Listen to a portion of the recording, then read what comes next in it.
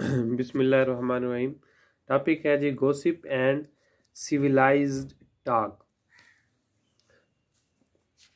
اور اس ٹاپک میں ہم بہت سارے پڑھیں گے۔ Why is gossip considered immoral by most people, ٹھیک ہے۔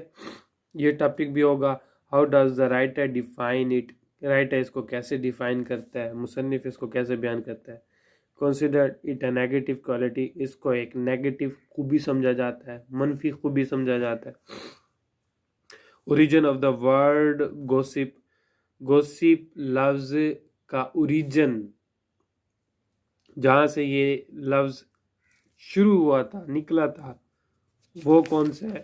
یہ سارے ٹاپکس ہم اس اب relation between gossip and civilized talk, مہذب گفتگو میں اور گوسپ میں، بات چیت میں کیا تعلق ہے، ٹھیک ہے، یہ بھی ہم کور کریں گے اسی اردو ترجمے میں۔ اس مضمون کی مصنفہ گپ شپ لگانے کے فن کی تعریف بیان کرنے کے بعد اس کے مقصد پر موافق انداز میں روشنی ڈالتی ہے۔ گپ شپ کا مطلب ہوتا ہے بیکار گفتگو یا کسی کے متعلق کوئی معلومات جس کا مقصد تفریح ہوتا ہے۔ کچھ لوگ اسے پسند نہیں کرتے، وہ گپ شپ کو غیر اخلاقی شاید تصور کرتے ہیں۔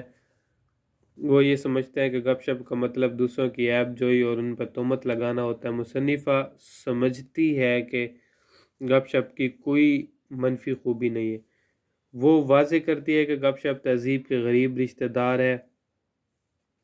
وہ بتاتی ہے کہ گپ شپ ایک غیر سنجیدہ اور بیہودہ گفتگو ہوتی ہے، لیکن یہ تہذیب سے گری ہوئی باتوں پر مشتمل نہیں ہوتی۔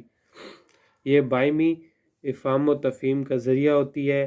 یہ جماعت یا گروہ کے لوگوں کو ایک دوسرے کے قریب لاتی ہے۔ یہ حقیقت پر مبنی ہوتی ہے، یہ افواہ سازی اور تہمت بازی سے مختلف ہوتی ہے۔ گپ شپ کا آغاز بھی ہمیں بتاتا ہے کہ یہ کوئی منفی شے نہیں، یہ بہت پرانی چیز ہے۔ یہ اپنے آغاز میں اینگلو سیکسن ہے۔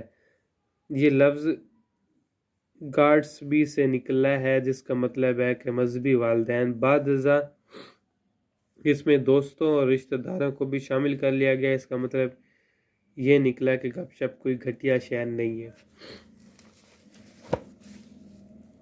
مہذب گفتگو کا مطلب دوسرے لوگوں کو جاننا اور ان کے بود و باش کے متعلق باہم واقفیت حاصل کرنا ہوتا ہے۔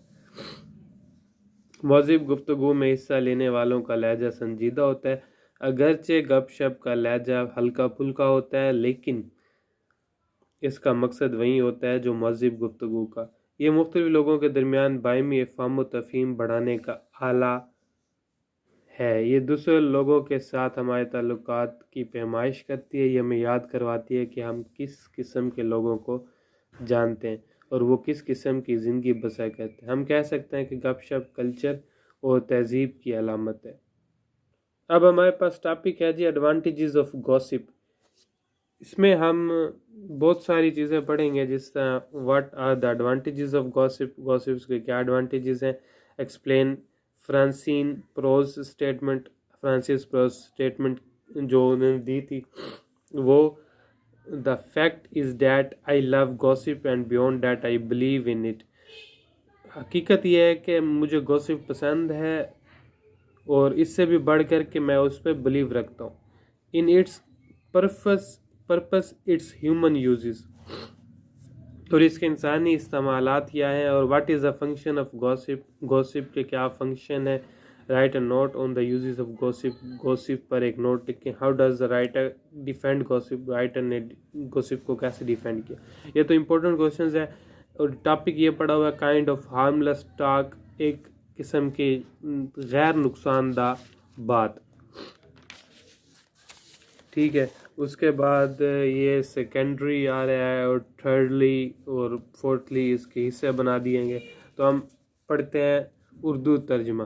اس مضمون میں مصنفہ واضح کرتی ہے کہ گپ شپ ایک بے ضرر سی گفتگو کا نام ہے۔ ہم اپنا وقت گزارنے کے لیے گپ شپ لگاتے ہیں۔ بہت سارے لوگ گپ شپ کو پسند نہیں کرتے، وہ اسے ایک غیر اخلاقی سمجھتے ہیں، لیکن اس مضمون کی مصنفہ گپ شپ لگانے کو اچھی بات کے طور پر دیکھتی ہیں۔ وہ اسے کلچر اور روایت کی علامت سمجھتی ہے۔ وہ گپ شپ لگانے کے مندرجہ ذیل فوائد کو بیان کرتی ہے۔ یہ گپ شپ لگانے والوں کو تفریح مہیا کرتی ہے۔ اسے بچے، نوجوان اور بوڑھے سبھی پسند کرتے ہیں۔